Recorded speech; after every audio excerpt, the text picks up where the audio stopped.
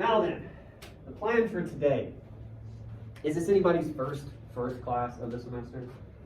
No? Okay, sweet. We're going to do syllabus stuff. I mean, that's what you got to do on the first day. I may or may not be legally required, to be totally honest with you, to do it. So, like, if at any point you're like, I can't believe the professor, like, I pretty much have to. So, we're going to talk about the syllabus. I can get through it relatively quickly, relatively painlessly. There's somebody outside the door.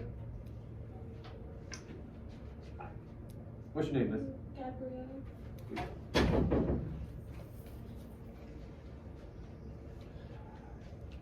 All right. You can sit there. My camera is there. Okay, I'll be careful. Okay. Damn. Yeah, we'll let it ride. We'll see what happens. Anyway, where was I? Oh, I can do the syllabus relatively quickly. Just bear with me, best you can. We'll get through that. Then we're going to talk a little bit about poetry. That's our first unit. I know you're terribly excited by that. It will be okay. Before all that, I feel like we should introduce ourselves at least a little bit. Just to each other, right? I got this pared down too. All I'd like you to share is your name. Of course, you can give us what you'd like to be called, right? And an interesting fact. I love that they do that during class. Anyway, so again, my name's Tim Payne. You can call me any iteration of that you would like. Most people in my life call me Tim because that is my name. I understand you may be uncomfortable with that, which is cool. Mr. Payne or something like that makes me sound like a goofy supervillain, but that's okay. I'm cool with it. Just as long as you're not insulting. They don't call me like bitch. But like anything, I know. But like that's the bar. Anything under that, I'm probably okay with, as long as it makes sense. My interesting fact: I'm not interesting. I'm tired because I'm older. I have two boys. They're very cute. This is us at Halloween. That's Jack. He's 6. That's Sam. He's 4. Look at this. You see his face? He knows the picture's being taken. That's why he looks like that. What a psycho. Anyway. That's us. My wife took that picture. Pretty good picture. And as I said, whatever you'd like to be called, because I feel like other people in the class should know that too. And some kind of interesting fact. One note on the interesting fact. You would not think I have to say this, but I do. Please, please, do not share anything you don't want shared with us. It has happened in the past. I've had students say something. Everyone reacted to that something, and I'm going to go ahead and tell you a totally legitimate way. Like, you do what? And then that person gets upset. Don't put any of us in that situation, right? Don't do that. Think right now. What's my fact? Oh, that's not going to be cool with people. Come up with a different one. Right. Now then, let's talk about class. This is our course in page, the very front page. Does anybody not know what I mean when I say those words? Okay, because damn near everything we have in the class is going to be on this. So if you didn't know, now would be the time to. Okay. This is the front page. There's the title of the class. A picture of Nick Offerman. He plays a character in Parks and Rec, but I think he just plays himself. But the whole class, basically, to talk about like the theme. So many of these classes have themes. We're going to talk about masculinity. Mainly because gender studies is important. It's one of those things that I think more and more we're kind of accepting the fact that it defines a lot of just the world we live in and how it works and how people move around each other. But masculinity in particular interests me because, like, feminine theory is obviously something that needs talked about and is long overdue. But even almost as a result of that, masculine studies is like, it's always a thing that just gets taken for granted. You know, it's like, why are guys like that? It's like, oh, well, you know, boys will be boys, stuff like this. Like, people tell me that about my sons. And it's like, that's, biologically speaking, to some of you majors, some of that's true. You know, there's differences, but a lot of it is not. It's, you know, cultural. It's ideas that we have that get passed down, things like this. And we never really talk about it in terms of masculinity. We just kind of say, that's just the way it is because that's how it's always been. that's always something I want to think about more, ask questions about. That's kind of what we're going to do in this class. To wit, let's talk about syllabus. Here's our syllabus. As I promised, I will get through it as quickly as I can. Description of the class, beyond the theme, just 1102 in general, obviously is a continuation of 1101. I would hope that that's obvious anyway. What that means is 1101 is an introduction to college level writing. So this is just a step beyond that, you know. Along those lines, you know, there are certain expectations we have in this class, certain things you're capable of. I'm not saying necessarily you're going to crush every paper, every assignment, but I feel like you can do it, right? Just at a minimum, you can handle it.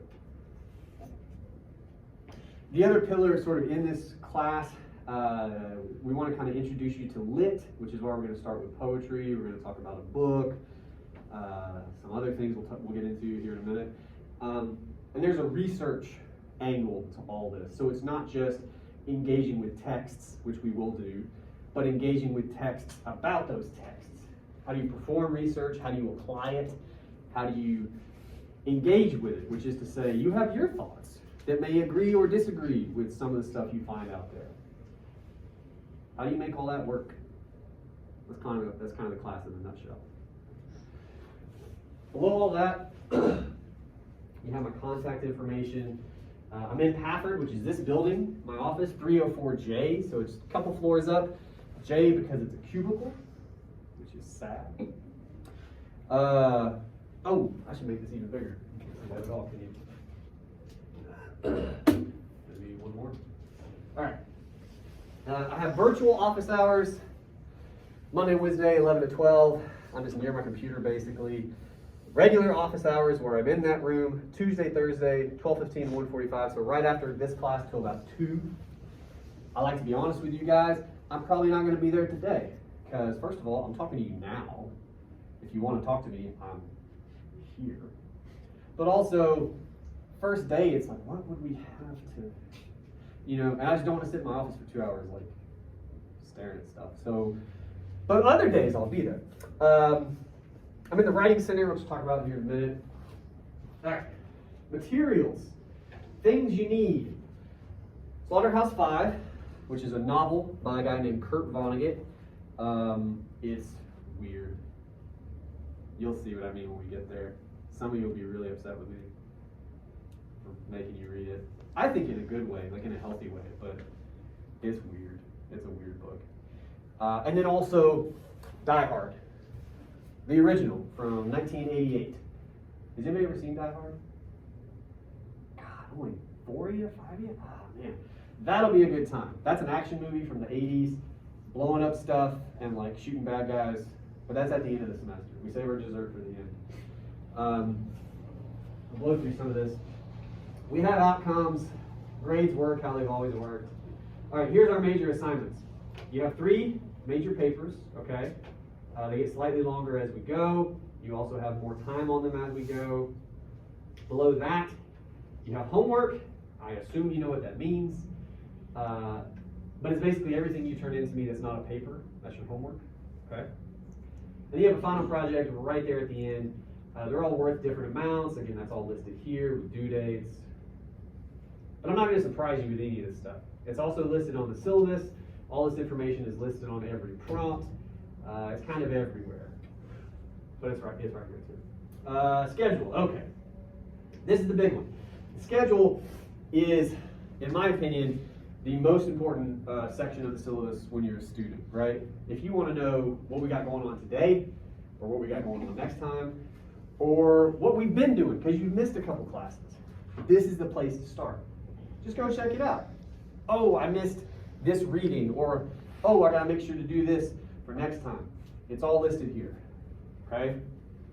For today, the 11th. I say read the syllabus before class. That's mostly a joke for me. I know nobody's going to do that. But you could have. You could have. Anyway, in class, first day stuff, we did that. Syllabus, we're doing it. How do we read poetry? We're going to do that here in a second. That's how the syllabus works, right? For next time, Old Men Playing Basketball, which is a poem. I'm going to show you where to find that here in a minute. And the prompt for paper 1, which I will also show you. That's your homework. You do that before class, okay? And then in class, we're going to introduce the first paper, talk about MLA for literally 3 minutes, and then we're just going to talk the rest of the time. That's how the syllabus works, schedule-wise. Any questions about any of that? Oh, jeez, no. Okay. Where do you get the books from? Books. That you wanted us to read. What was that? It's at the bookstore, Slaughterhouses. It's at a bookstore. It's also one of the single most famous books in all of American literature, which is my way of saying you can buy it used on like Amazon for way cheaper. Okay. You can get it used on Amazon for $12. Yeah. You can use all kinds of it. It was published in 1969, I believe. And again, it's like crazy famous. So you can find it anywhere. But you want to look for it cheap because it's been around. Okay. Anything else on here? Let's get below the schedule. Attendance, I take it. Late work, I normally don't take it. However, if something comes up, we can talk about it. I'm not a monster, right? In general, though, like if you know you're going to be out for some kind of a reason, it's usually better to get ahead of that stuff. It just makes working around it easier. So just keep me in the loop if stuff happens, right? I've been told I can be pretty understanding. Disruptive behavior. This hasn't come up lately. I still have to include it. Basically, if you're like crazy disruptive, I'll ask you to chill first.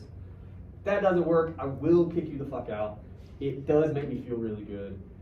But after, only after. In the moment, it sucks because I'm thinking of one of the last times I had to do it. It was in this building, it was a different room. Some girl was up here presenting, which I don't do anymore, so you're welcome. But she was up here presenting, and she was very clearly having a hard time. Like basically all but crying, right? Like not having a good time. And somebody all the way in the back was like talking way too loud and laughing with their friends. And I'm like, what the fuck is wrong with you? Like, I kicked them out. And what happens is what happens every time. I kick you out, you get pissed. At me, which is funny because it's your fault, but you get pissed. And you walk out the door and you slam it, and we all stare at each other super awkwardly. I don't want that. For you or us, I don't want it. So let's just not do it. Okay. Academic dishonesty. As far as this goes, in this class, it's mostly plagiarism stuff. That's there for your leisure. I will say, if you ever have questions, especially about something like plagiarism, I promise you, if you're not sure about a thing, it is always better to ask your professor ahead of time. Hey, I think this could be a problem, but I'm not sure. I'll let you know. I'll help you figure it out. Versus, this could be a problem, I'm gonna let it ride. If I discover it, it just looks worse, right? By its nature. So, when in doubt, hit me up. It's part of my job. Not a big deal, okay? MLA, we use it. Extra credit, we don't. You can't reuse essays from other classes. You should print stuff if you want it handy. I'm not going to print it for you. Here's all kinds of support stuff. I'm not going to read all this, but I just want to gloss it for you. This is in the syllabus. There's academic services, accessibility stuff if you need that. The Writing Center, I work there asynchronously. To touch on that real quick, the Writing Center is especially applicable to a class like this. It's in the name, they help with writing. If you feel like you need an extra set of eyes or a little bit of help on an assignment or a paper or whatever, they got people in there. They got English students, but they also mostly have English teachers, like myself, who will help you think about an assignment, work through parts of it, make it better, what have you. They have in-person tutorials. You can actually go sit down with somebody. They have stuff online you can do. It's kind of up to you. You do have to make an appointment if you're going to use the Writing Center, but they have a phone number, they have an email address, I believe that are both listed here. No, there's a link anyway.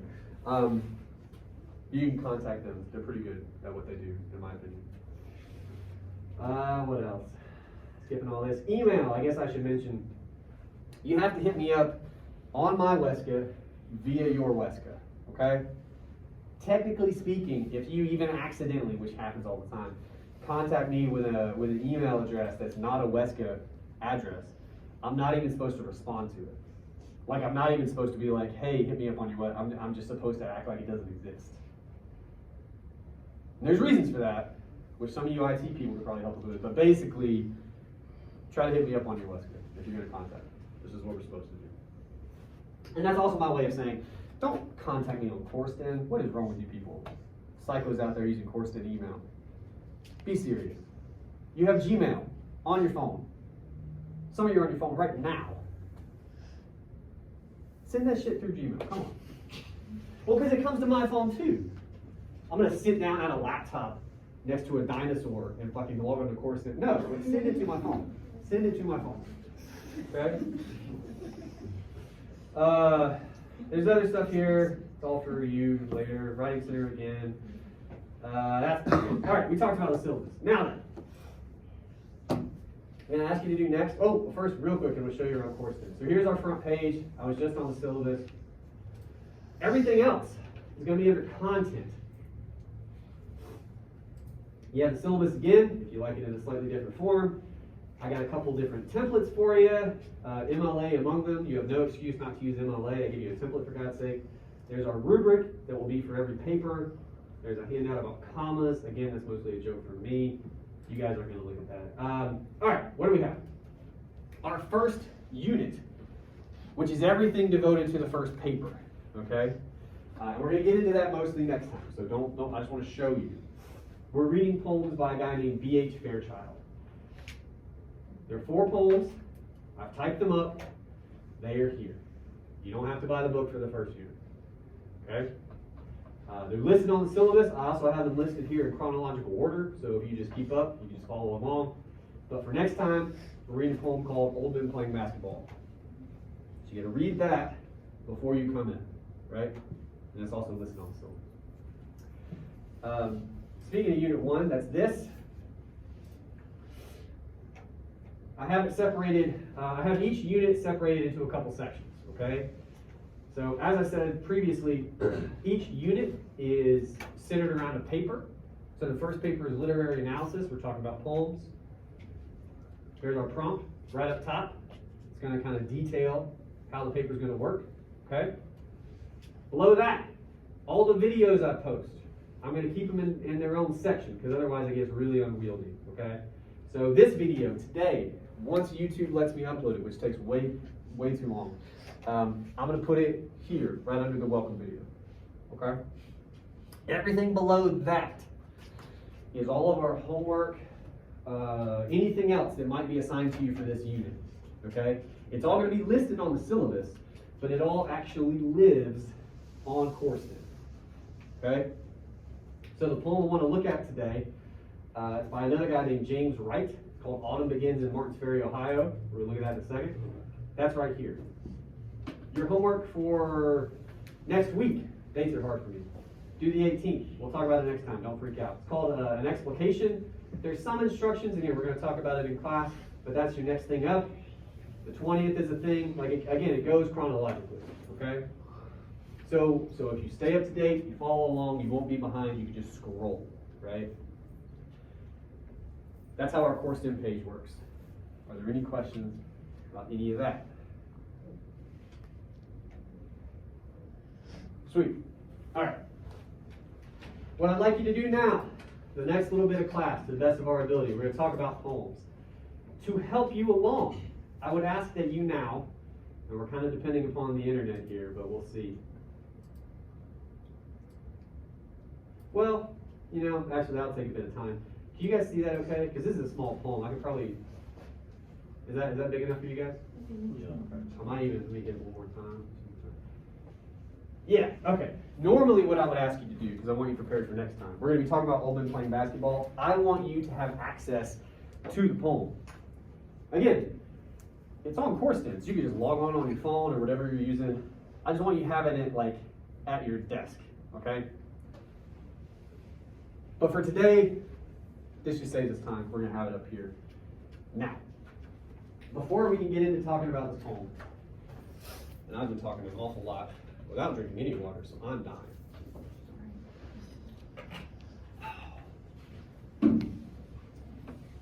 What do you guys know about poetry?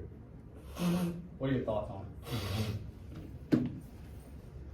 I think it's the easiest thing to read. The easiest thing to read? Ooh, you're in the minority. That's okay. Why do you feel that way? It's hard to know who's talking with these masks on. Okay, sweet. I don't know. I feel like it's simple. It's there. Like, I don't know. No, I'm trying to make sure I understand you properly.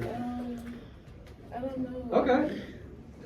Okay. No, that's cool. That's cool. I personally like poetry because it reminds me of music, and I love music, and so like poetry. It's built on music. Right. So Yeah. like poetry has like a musical vibe around it, and there's not gonna tell you directly what the words mean. You have to like think about it, and I like that aspect. To varying degrees, depending on the poem, but sure. And like the lyrics, I'm sure you've heard of lyrics before, comes from lyrical poetry. Like like the way we understand songs now are built the way that they are because that's how poems work. So yeah, and there's a musicality to most poems, the way the language works on the page. That's cool. We won't go down that rabbit hole, by the way, before anybody. I try to be real careful with poetry. I have like degrees and shit in it. We're not gonna go that far, okay? Here, and then I had a couple hands over here. I just find it easy because they all have some sort of rhythm. It's easy to Not follow all of rhythm. them, but old school, for sure. Okay. That's all. Yeah. As I deal with like British and like different languages, like I couldn't understand it. Like, Most of the poetry you guys have probably, so this, you kind of hit upon one of the classic responses I get, which is good. I want to cover this. Most of the poems you guys have probably been exposed to, and I use that word on purpose, right? It's not like you happened upon a poem and you're like, let's check this out. It's like, no, you read this. Was probably an old dead white guy, oftentimes from Britain. And even if not, they're so old, they sound like they're from another country, right? The reason for that is, some of it's to do with poetry, especially old school because it's built in a certain way. A lot of it is to do with the fact that language changes, right? So I imagine most of you at some point in your lives have been asked to read like Shakespeare or something, right? And at least to a degree, some of that went right over your head, right? Like, what the fuck are these people talking about? Who talks like this? People used to. He was writing in the 1600s. That's a long time ago. Language changes. Half the time I'll pass you guys in the hallway, I don't know what the fuck you're talking about, right? Language changes fast. Now you put hundreds of years in between, it's gonna sound weird. My point is, most of the time, poetry it doesn't have to be as intimidating as it can sometimes feel, okay? Particularly because the kinds of poems you guys are exposed to usually are the classics. Classic means hundreds of years old, dead people. So you don't have access to that world, right? And now we're like, read this from this guy. Makes it hard.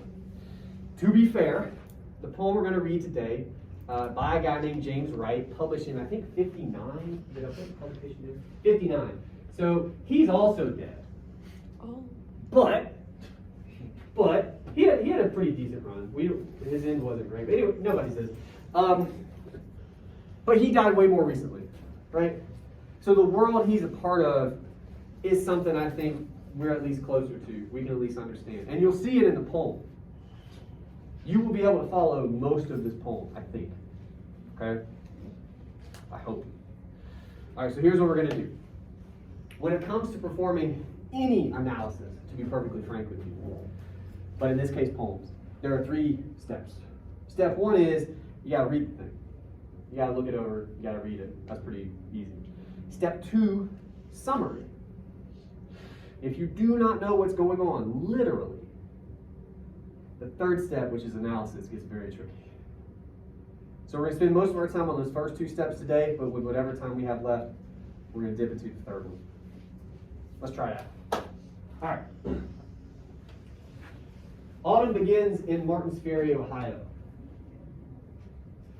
In the Shreve High football stadium, I think of Polacks nursing long beers in Tiltonsville, the gray faces of Negroes in the blast furnace at Benwood, and the ruptured night watchmen of Wheeling Steel, dreaming of heroes.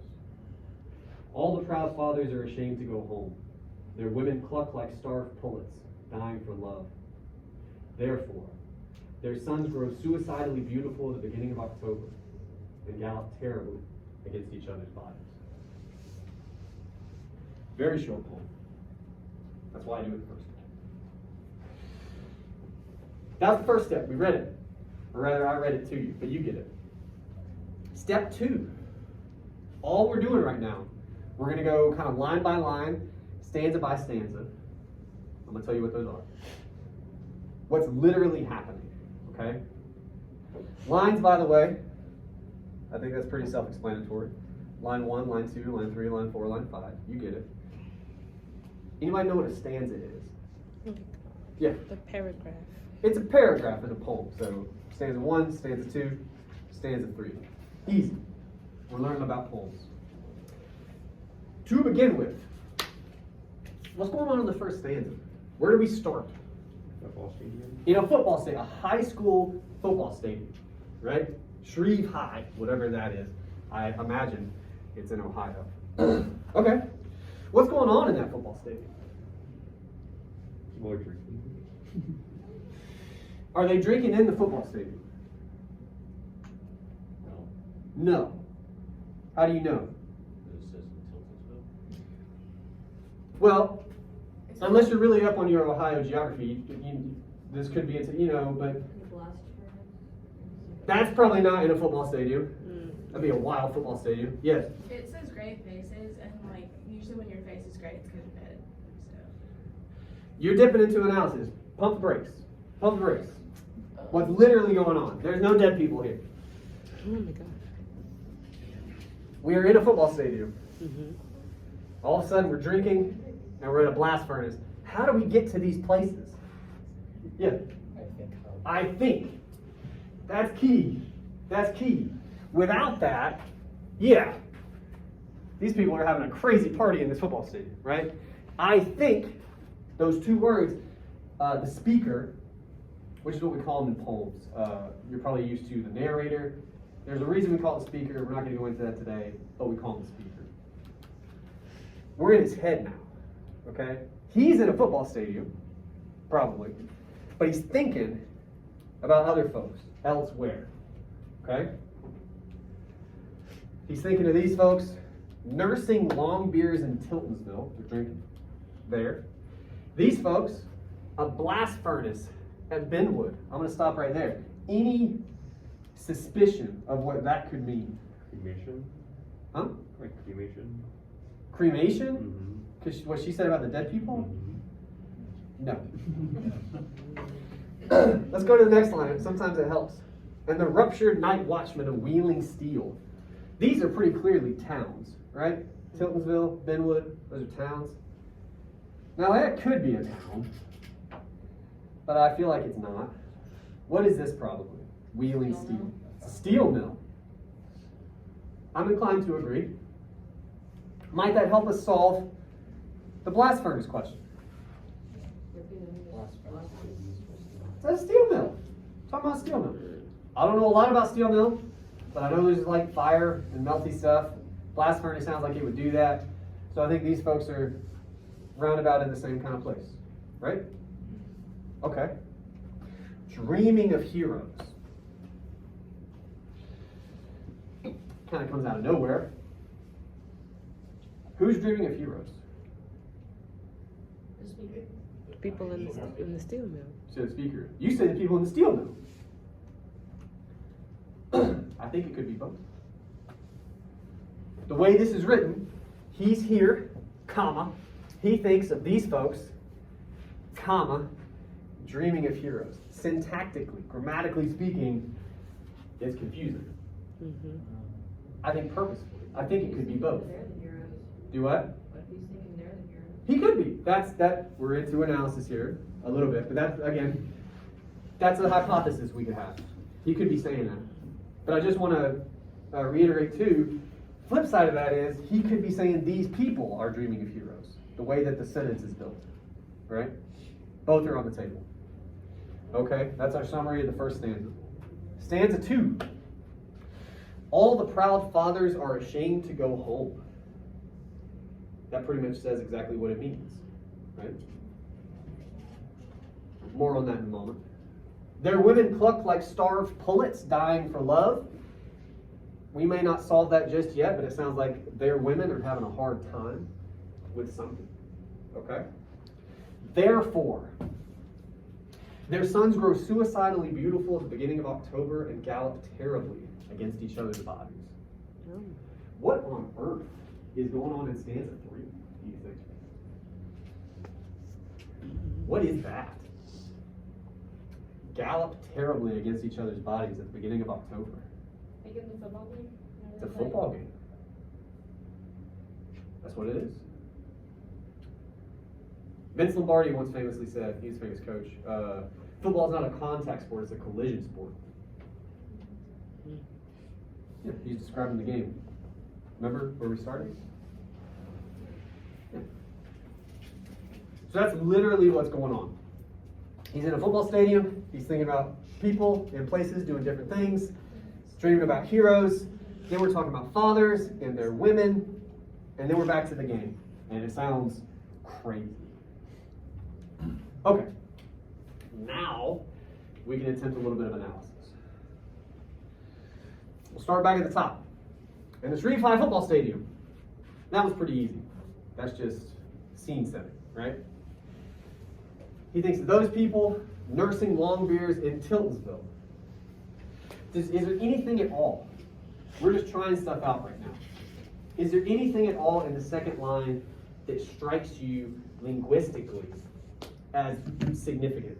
Is it like polite? What about it? What is that? There's a Polish people. It's a slur for Polish people. Good. Not good, but you get it. That's an interesting word for him to use. He has many other words at his disposal, chief among them, Polish, but he goes with the slur. Feels intentional, right? Mm-hmm. Okay. Right behind that, what does that even mean? Do you guys have a reading of that phrase? Nursing long beers. What's a long beer? It's just like A big thing of beer. Yeah, like a tall glass. And they're drinking it. And They're nursing it. Yeah. They're not like, they're just, sipping on it. Uh-huh. Calmly drinking it. Taking their time. Yeah. In Tiltonsville. What about the next line? Because these are very similar lines, right? Does anything strike you from the third line? Once again with the. Another, slur. It's trickier in 59 because, I've looked it up because I've actually been very curious. I have a whole argument about this poem that we're not going to get into. But yes and no. Yes and It is. So 59 is right around the time when, it kind of wasn't too for a lot. But yeah, and I think he's using it in like fashion to this one, right? So now, at this point in our analysis, very first day type of stuff, that feels intentional. He's doing something by having those right next to each other, right? Cool. That's the sort of thing, we'll talk about this more next time. I talk about alarm bells. You notice something like that, you're like, I don't know what's going on, but it seems important. You make a note of that, right? Okay. Anything else in this third line? I think Dave said the gray face. Let's talk about that. Now that we hopefully have circumvented the death angle, start literally, first of all analysis has to begin with evidence, so it has to begin with what's literally happening. What are the gray faces about? Yeah. The ashes from the steel, Could be. I think it's simpler than that, but there's probably going to be some amount of stuff to try to. Did you ever hear that? Oh, it's not right again. I was gonna say the same. Well, damn. Does gray faces represent discomfort, like they don't want to be there? It connotes. Are you guys familiar with connotation? Denotation? Okay, denotation, dictionary definition. Connotation, we have associations, right? A gray face would connote things are not good. things are not well, right? Yeah, that's in play for sure. But literally, before we get to connotation, what's literally going on? What are these guys literally doing? At a blast furnace. Which again, I don't really know what that is. But it's a furnace that blasts shit. How do you imagine that works?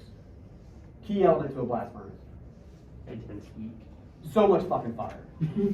The most fire, right? Otherwise it'd be like a furnace, but it's a blast furnace, right? Like even that language helps you. Why are their faces gray as they're working on that, do you think? Like, something with fire. Fear. Type thing. Couldn't it also be like the heat, the light is so intense? I don't know if you've ever been at like a bonfire or something. Like everything around it is lit up, but it's not lit up correctly. You know what I mean? Like it's not, it's kind of gray, it's kind of dark, it's not, so they look like their faces are gray. But it's just because of where they are, right? I think. But the important thing about that, if we get back to analysis, is the fact that their faces appear gray does allow us to think about what that connotes. And it doesn't seem good. Cool. And the ruptured night watchman of wheeling steel. What's a night watchman? A security guard. Yeah, at night. He's working at wheeling steel, and that kind of helps us out a little bit. Like, oh, thank God, we know what this blast furnace is about. Okay. Where do you imagine these guys work? Because it seems like we're interested in jobs all of a sudden. Maybe a bar. I don't know how many bars you worked at. Usually don't just chill and drink. That's not. When do you drink? At the end of the day. After work. After work. Where do they probably work? Given what we, At the stale place. or somewhere just like it. Yeah. That's the impression that you get, right? The information we have available. These guys are clearly off work. These guys are clearly not. Same for that guy. But it feels like, so maybe when these guys get off, maybe they're going to do something similar, right? Like, that's just the options that are available to these people in this poem. Dreaming of heroes. Now, we pointed out before, that could be the speaker, which if that's the case, I guess we're saying in some way these people are heroes, which is interesting. The other way to think about it, these people, while they're doing all that, are dreaming of heroes themselves. Wasn't there like a war going on in 59? Could have been Korea. But there's always a war going on. There's a war going on now. We just don't call it that. Oh wait, I have a question. Okay. How could he be thinking of them as heroes if he uses slurs to refer to them? I don't know if we have time. We'll have to table that. Okay. But that's an important question. When it came to to be perfectly clear, we're not writing about this for the paper. This is just first day stuff, okay? But if you were writing a paper on this, that would be an excellent question to really think about. If we're going to entertain that hypothesis, and it's a fair one, that he's saying these people are heroes, then what the fuck is this about, right? Like, absolutely. Okay. Where was I? Oh, we got to talk about the second stanza. I want to get through at least all of it, and then we'll try to do what we can with what we have. All the proud fathers are ashamed to go home. I dare somebody to tell me that line makes sense. They're embarrassed of where they were. Why? I guess there's usually like a negative connotation of blue collar word. Why? It's kind of looked down upon, or it's something like a 9-to-5 job at like Wall Street or something. You know what I'm going to ask, right? Why? Why are they ashamed? It's a stigmatized word that a lot of people like using slurs for that. Describing people who are working. I don't know that we necessarily attach.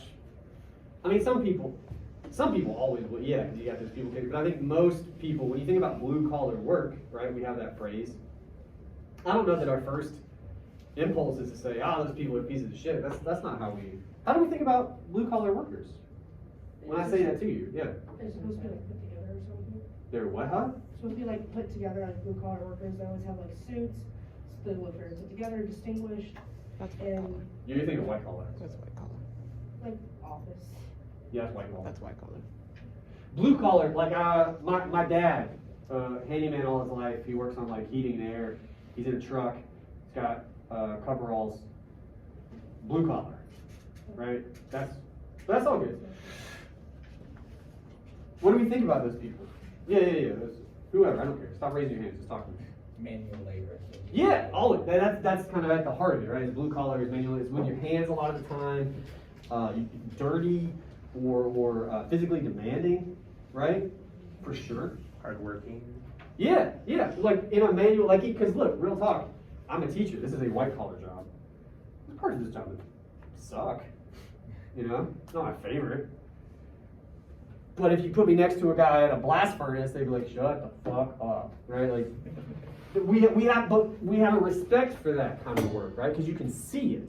You can see it on their faces even here, right? What that work does to that person. So it's demanding. All that's my way of saying, I think before we get to some stigmas, which I think do exist, I think we respect those people on some level, right? For doing those jobs, that hard work. Which gives us a little bit to go on here, potentially, right? What else do we think about when we think about blue collar workers? What do their lives work? What are their lives like? Sorry. Like not because all we've talked about just thus far is the job, right? Mm-hmm. What's their life like outside of the job? They typically go to work, go home, and then do whatever. They usually have time to go home. Well, I mean, it seems like these guys got a little bit of time, They right? have to provide for their family. They do. How's that working out? Um, In the way that we picture it. We're talking about just like the narrative we have around blue collar work. Probably can barely make an ends meet. It's not going great. Not usually. Yeah. All the proud fathers are ashamed to go home. It seems like you guys wanted to solve the second one first. Let's do that. Why might they be ashamed to go home? Think about the language we have. What are they ashamed of? What's available to us in this line? Not providing enough love to their family. How do you know that just from this line? I wouldn't ask if it wasn't there. I'm not a dick like that. Because the women are dying. No, that's the next line. Talk to me about this one. All the proud fathers are ashamed to go home. What are they ashamed of? They have a lot of pride in themselves, and apparently their home is not. Their what home. they want it to be. They're ashamed specifically in the poem to go home. Right? Why? They want to provide better for their family. It all of a sudden it tells us their home life isn't great, right? It tells us maybe they're not providing in the way that they feel like they should, right? Because we have that narrative too, that set of expectations. Mm-hmm. So they work hard, they do what they kind of is expected of them, but it's not working out in other ways. But they're somehow proud too. Their women cluck like starved pullets dying for love. What's the first thing we got to do with this line? Immediate first thing we got to do. Define. The hell's a pullet? Chicken. Did you look it up? No. Oh, how fancy. Do you know what kind of chicken? Yeah, Yeah, like a girl. A girl. it's a hen. And look, if you didn't know that, first of all, you're a normal person for not knowing that. It's all good. You look it up. That's how we learn things. A pullet is a hen. So their women cluck like hens, dying for love, starved hens. Why the hell are we calling their women hens? Do you think? Because they're at home. Just Yeah. making babies. Making what? Babies. Babies. That's what hens do. They lay eggs. They watch the nest. They don't get to see their husbands because they're working. Yeah. I'd assume it's obviously gonna be a physically demanding job, they wouldn't have time for baby making. Huh? It says dying for love. Well, Not necessarily yeah, there's dying. starved pullets dying for love. I would argue there's two ways we could take this actually. But let's slow roll it. We haven't even covered the fact these are fathers. These aren't the nicest names, but goddamn it, they get names. Women. They're just their women. Who are these people? Sure, but I'd argue there's a reason for that too. They're wives and mothers. You know, next time you see your dad, like, hey, how's your lady? You know, like, no, it's mom. You mean mom, right? So that's interesting. That's something I would circle if I was taking notes on this poem. What the hell is that about? Right? Feels intentional. Almost a kind of slur. If we're, you know, I think something's going on here with that. They cluck like starved hens, dying for love. It could be not getting enough attention. That's kind of what we're saying, right? That's a euphemistic way to put it. But you can also die for something, right? Some people die for their country, or some people die for a PS5, like he gets, you know, stampeded. Die for love. It's killing them. Whatever this love is. You're dying for it. I'm just telling you it's on the table. Therefore. That therefore, by the way, the single most famous therefore in all of literature. I'll put money on it. It's all by itself. So you gotta read it like all by therefore. This works like an equal sign. It's like this plus this equals this. That's what that therefore does. Okay? So everything we've talked about equals. Their sons grow suicidally beautiful at the beginning of October and gallop terribly against each other's bodies. What?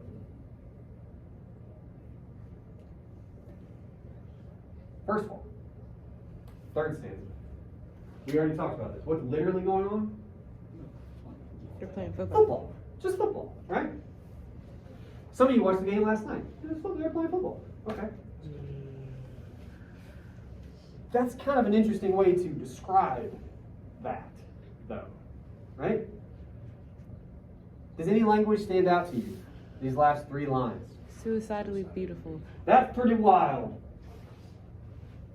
I'm sure you've called something beautiful before, or you've at least thought about it, you know, in your head. Oh, that's really the sunset. To say that it's suicidally so, though, I'm gonna go ahead and say it's probably the first time. Thoughts on that? How a thing can be suicidally beautiful? That's a hard one, right? I agree with you. But again, I'm going to tell you. You hit a moment like that. This guy's really famous. He wrote a lot of poems. Some of them are crazier than this. He has one called Where Babies Come From.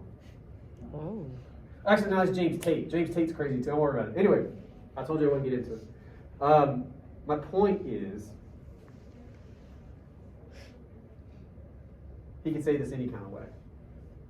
So this strikes me as important. This strikes me as the sort of thing I'd have to write in my notes too. Maybe I sleep on it. You know, what the hell could that mean? There's something going on there. Okay. At the beginning of October, you know, football season, give or take. We do it earlier now, but you know, the fall, autumn, and gallop terribly against each other's bodies. That is the game. That is literally the game happening, right? They gallop like what? Horses. Like horses. Okay. Like animals. Terribly against each other's bodies. Not even to or toward. Against. Right? What aspect of football are we highlighting in that last line? Tackles. Tackles. Yeah. What about the tackles? The injuries that come from it. Which is how fucking violent the game is. Which will result in it, but just violence. Supreme violence. That they visit upon others' bodies and their own bodies. Right? So it's almost like a form of self-harm, suicidally beautiful. Yeah. It is. But importantly, he says it's beautiful, right? Especially in 2022, we're kind of used to that. So you think about football, you know, immediately You think about like the concussion movie or something. But like, he's saying it's both, which is wild. And I think it's because it's suicidal, it's self-harming, is what makes it beautiful for the speaker. Does that make sense? Because it's suicidally beautiful. You can't have one without the other in that phrase. Then the question becomes, why? Why is the fact that these kids are killing themselves beautiful to the speaker, do you think? For that, we got to think about the rest of the poem. Okay? Previous two stanzas. Why do we end up talking about these kids playing football? Who cares? You know? After working all night, a woman could even be insinuating abuse since it is the 50s. I would show a little bit on that. I mean, we don't get any. You can only work with what the poem gives you, right? I mean, I would go so far as to say they're not happy. That we could prove. To go much beyond that, it gets harder to prove, right? But okay, what about that? What's that got to do with the kids? It would take a toll on the kid's mental health. Oh, we're not talking about that. We're not interested in their mental health. No, also we have like 6 minutes left or something. At no point does he say, and they went home and wrote a long blog post. Like, no. We're talking about their bodies. We're talking about violence. And it's harmful. But that's what we're focused on. But still, my question is, why do we care in this poem?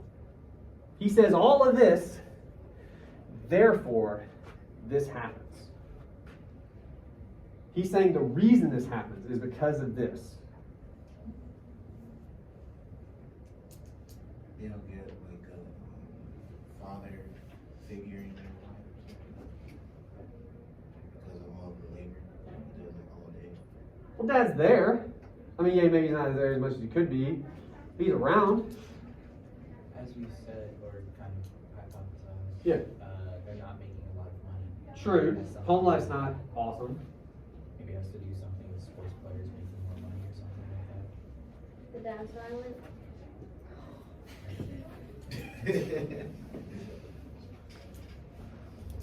This is a good lesson, and there's only 5 minutes left, so it's kind of, but hear me very carefully.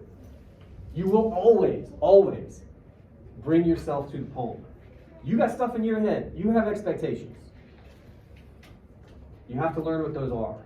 And whenever possible, you have to learn to check them. Okay? At no point do we talk about Daddy being violent in this poem. At no point do we talk about running off to the NFL, right? That's not here. It's just not here. Okay? Maybe in a different poem, but it's not here. So it's not available to us. Yes. Is it like because their dad used to watch them play at a football game? Why do you think their dads give a shit about the game? Because it said It's proud fun. father. Proud fathers! Yeah! They're not proud of themselves, they're proud fathers. That's important.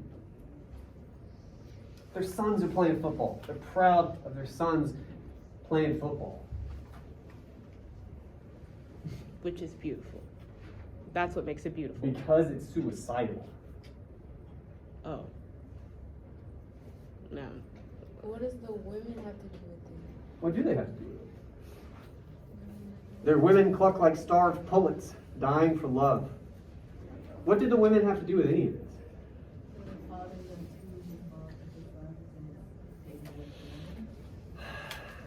The dads are doing what they're supposed to. I would hazard. Wait, are the women cheering for the sons? I mean, everybody is in a way. No, you're good, man. Like, all right, I'm gonna have to cut through some of this because we have no time. Talk to me about this. We said there was 2 possibilities for those heroes, right?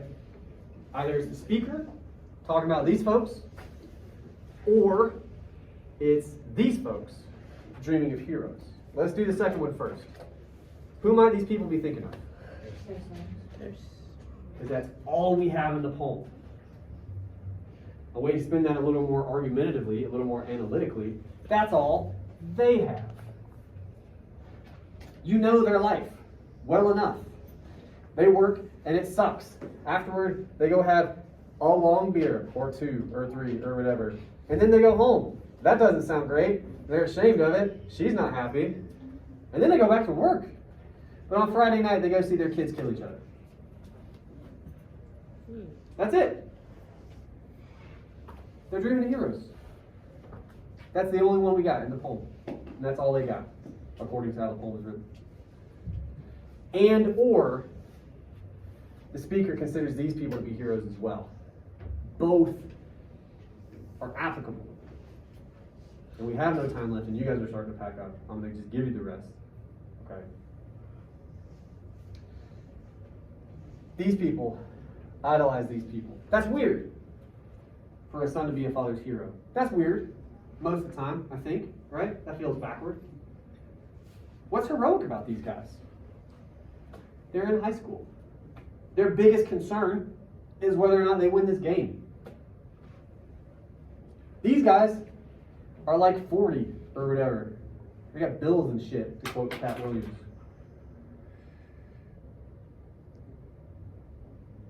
Their lives are kind of over the way we always think about it, right?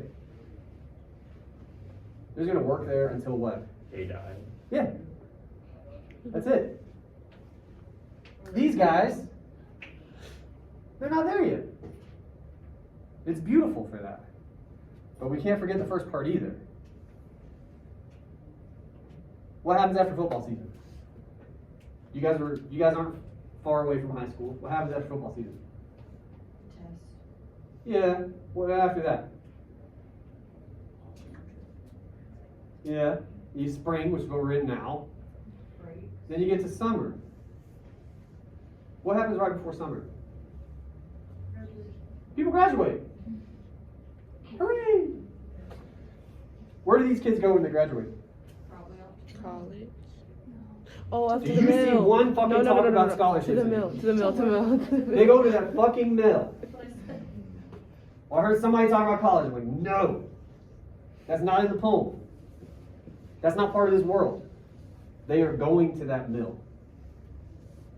That's also dying. What's beautiful about this is the fact that it's dying as it's happening. This is the last thing they get to do before they go do all this. The poem wants to celebrate that. And it also wants to celebrate these guys are killing themselves doing this. And we don't have time. But I think the women are doing their job too. We just don't usually think of it as a job in the same way we think of those. But in this world, that's their job. Anyway, there's way more to talk about with the poem, as I hope is evident. With the little bit of time we have and the fact that you had not seen it before, I think we did okay. This is the sort of exercise we're going to engage in next time, okay? To recap everything, and then I'll let you go. Our stuff is listed on the syllabus somewhere. God, I've lost it. Anyway, it's listed on the syllabus. I want you to look at the paper 1 prompt. It won't take you 5 seconds to look that over. And then Old Men Playing Basketball by B.H. Fairchild. It's on course then. Read it before you get here. Read it twice before you get here. Okay? I mean that. It'll take you no time. And Double Trouble, if you have thoughts about it or questions, write them down. Surprise me. But we're going to do this next time in more detail with that poem. Okay? Cool. I'll see you then. Thank you.